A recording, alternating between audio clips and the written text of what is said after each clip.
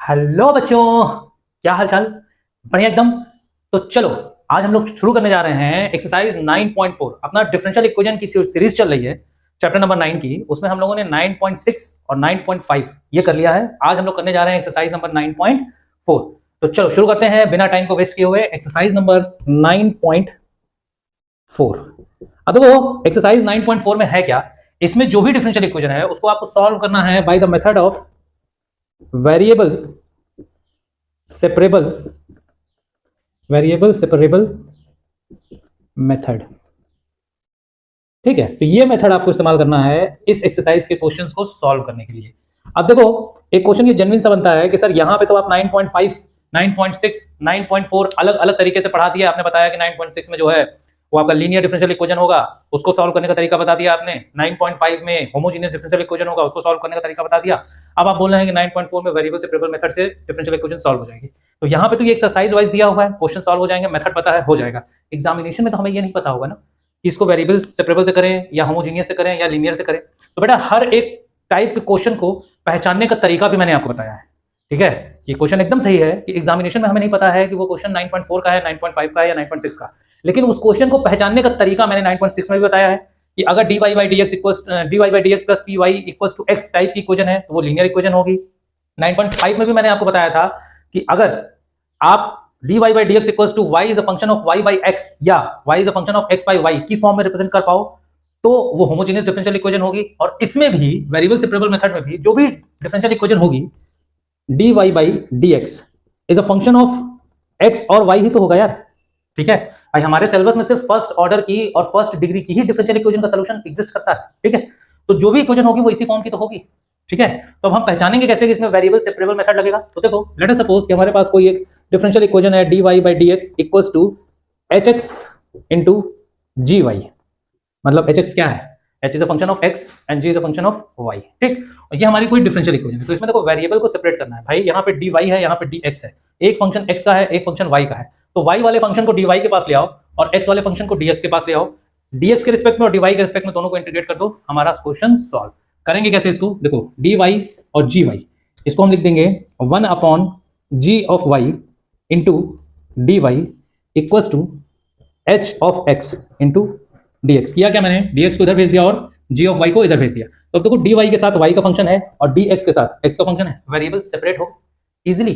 तो जहां पे आपको वेरिएबल सेपरेट करने का मौका मिल जाए, जिस भी क्वेश्चन में आपका वेरिएबल सेपरेट हो जाए, x x में आ जाए, y y में आ जाए, तो वहां पे हमेशा वेरिएबल सेपरेबल लगाओगे, वहां कभी भी होमोजेनियस या लीनियर डिफरेंशियल इक्वेशन लगाने की जरूरत आपको नहीं है। ठीक है, तो यहां से अब देखो इसको हमने इंटीग्रेट कर दिया ये और ये। अब मान लिया कि इसका जो इंटीग्रेशन है वो कैपिटल G ऑफ y आ गया और इसका जो इंटीग्रेशन है वो कैपिटल H ऑफ x आ गया plus C, that is your solution. ये आपका क्या बन गया, ये आपका सोल्यूशन बन गया। ठीक, तो बहुत सस्ता बहुत आसान सा मेथड होता है, मेथड हो गया। अब चलो एक एनसीईआरटी का क्वेश्चन सॉल्व करके आपको दिखाते हैं कि वेरिएबल सेपरेबल मेथड से कैसे हम क्वेश्चन को सॉल्व करेंगे। Implementation of variable separable method. ठीक है, तो देखो एनसीईआरटी में एक्सरसाइज 9.4 का आपका जो पहला क्वेश्चन है वो है dy by dx equals to 1 minus cos x upon 1 plus cos x. इसको आपको सॉल्व करना है। ये आपका क्वेश्चन नंबर 1 है एक्सरसाइज 9.4 का। ठीक, तो अब देखो इसमें वेरिएबल सेपरेबल मेथड अगर हम लगाएं तो इधर x है, cos is a function of x, cos is a function of x, 1 तो कांस्टेंट है। इसका मतलब अगर हम इसको ऐसे लिख दें कि dy equals to 1 minus cos x upon 1 plus cos x into dx। अब दोनों तरफ हम इंटीग्रेट कर दें तो बड़े आराम से ये क्वेश्चन सॉल्व हो गया। तो dy का इंटीग्रेशन तो y आ जाएगा। ठीक है, और इक्वल्स टू अब देखो 1 minus cos x upon 1 plus cos x, इसको हमें इंटीग्रेट करना है। तो एक चीज ये बताओ कि cos 2 थीटा का फॉर्मूला क्या होता है। cos 2 थीटा होता है 2 cos square theta minus 1। Half angle formula मतलब cos, अब यहीं पे अगर हाफ एंगल यूज कर लें cos 2 into x by 2, angle को अगर हम हाफ कर दें तो यही सेम फॉर्मूला चेंज हो जाएगा 2 into cos square x by 2 minus 1। इसका मतलब 2 से 2 कटा, मतलब हम लिख सकते हैं कि cos x equals to 2 cos square x by 2 minus 1। ये चीज लिख सकते हैं, बोलो ये चीज लिख सकते हैं।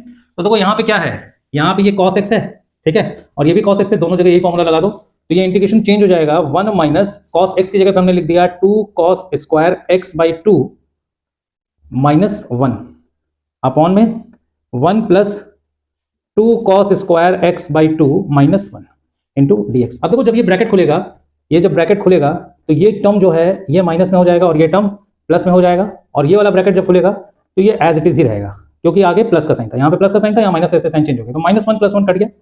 ठीक है, ये 1 और ये 1 ये दोनों मिलकर +2 बन जाएंगे, मतलब ये same integration y = integration of 2 - 2 cos square x/2 whole divided by 2 cos square x/2 dx, ये बन जाएगा। क्लियर है? अब देखो ये जो 2 cos स्क्वायर x/2 है, ये इस 2 को भी डिवाइड करेगा और ये इसको भी डिवाइड करेगा, क्या बन जाएगा? y = integration of 2/2 cos square x/2 minus integration of 2 cos square x/2 upon 2 cos square x/2 dx। ठीक, ये दोनों x के रिस्पेक्ट में इंटीग्रेट हो जाएंगे। ये दिख रहा है कैमरे में? हाँ जी, दिख रहा है। ठीक, अब देखो ये चीज तो कट के 1 हो जाएगी, यहां से ये 2 से 2 चला जाएगा। अब देखो इसका जो इंटीग्रेशन आएगा वो क्या आएगा, थोड़ी सी जगह बना ली जाए। देखो इसका जो इंटीग्रेशन आएगा बेटा, y = ये क्या बन जाएगा, 1/cos integration of 1/cos square x/2 dx minus integration of dx, क्योंकि ये तो कट गया। तो अब देखो 1/cos स्क्वायर x/2 क्या बन जाएगा, ये क्या sec square x/2 dx minus integration of dx y, ये बन जाएगा। ठीक है, अब देखो sec स्क्वायर थीटा का इंटीग्रेशन क्या होता है, sec स्क्वायर थीटा का इंटीग्रेशन tan थीटा होता है, लेकिन यहाँ पे sec स्क्वायर x/2 है तो इसका इंटीग्रेशन क्या बन जाएगा, tan x/2 और डिनोमिनेटर में जो भी एंगल है उसका डिफरेंशिएशन दैट इज 1/2, और ये क्या बन जाएगा, इसका integration -x plus c integration constant या आर्बिट्री कांस्टेंट। तो ये आपका फाइनल आंसर आ गया, ये 1/2 है, ये आगे चला जाएगा, क्या बन जाएगा, ये y = 2 tan x/2 - x + c, that is your final answer. ये आपका क्या हो गया, ये फाइनल आंसर हो गया। तो देखो कितना आसान हो गया, वेरिएबल सेपरेबल मेथड से इस क्वेश्चन को आपने 2 सेकंड में कर लिया। ठीक है, तो ये था आपका एक्सरसाइज नंबर 9.4, इसमें आपको वेरिएबल सेपरेबल मेथड यूज करना है। तो एग्जामिनेशन में भी सबसे पहले आप कोशिश करोगे कि क्या वेरिएबल सेपरेट हो रहे हैं, अगर सेपरेट हो गए तो वेरिएबल सेपरेबल लगा देना, नहीं हुआ तब फिर आप फर्दर प्रोसीड करोगे, होमोजीनियस है क्या, होमोजीनियस नहीं है तो फिर आप फर्दर प्रोसीड करोगे कि लीनियर है क्या, मतलब इन 3 में से कोई एक फॉर्म ही हो गया। ठीक है, तो आज की वीडियो में बस इतना ही, मिलते हैं नेक्स्ट वीडियो में, तब तक पढ़ाई करते रहिए और खुश रहिए।